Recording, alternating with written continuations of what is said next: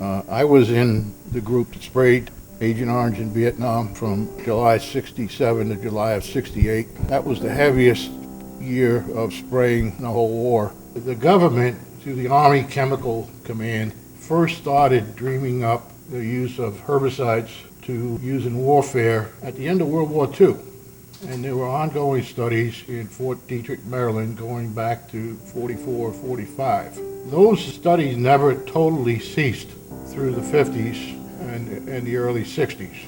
Then came Vietnam. The targets are hidden behind a mantle of dense vegetation.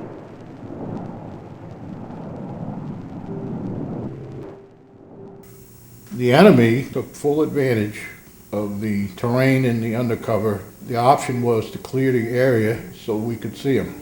And that was why Agent Orange was so popular by the commanders in the field. And leaders of the country proceeded to heavily invest in the chemical applications of defoliating the jungle.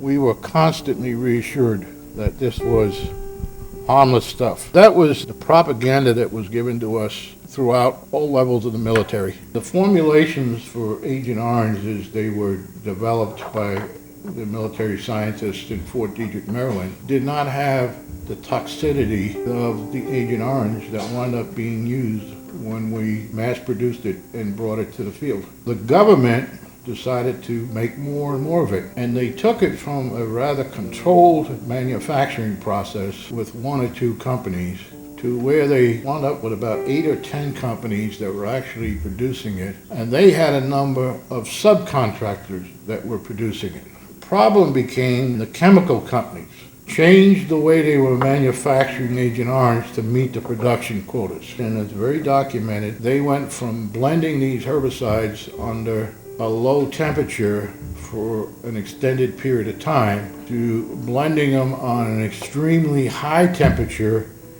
in a short period of time, and that's where the toxicity of dioxin came in. That was really the root of the class action lawsuits that were brought against the chemical companies in the early 80s. There was a quasi-prohibition against suing a government supplier that was supplying things to a government specification. The crux of the argument was they made this Agent Orange different from what the specification was. Those lawsuits were making great headway until a judge forced a settlement that was very, very small, and that was dispersed within a couple of years. But it also shut off the dialogue and the disclosure of all this information about what really was in Agent Orange and what the effects could have been. So there was a tremendous amount of research data that could have come out of those industrial chemical companies that would have assisted the scientists in determining some of those things that we now know as the long-term birth defects and illnesses of our offspring.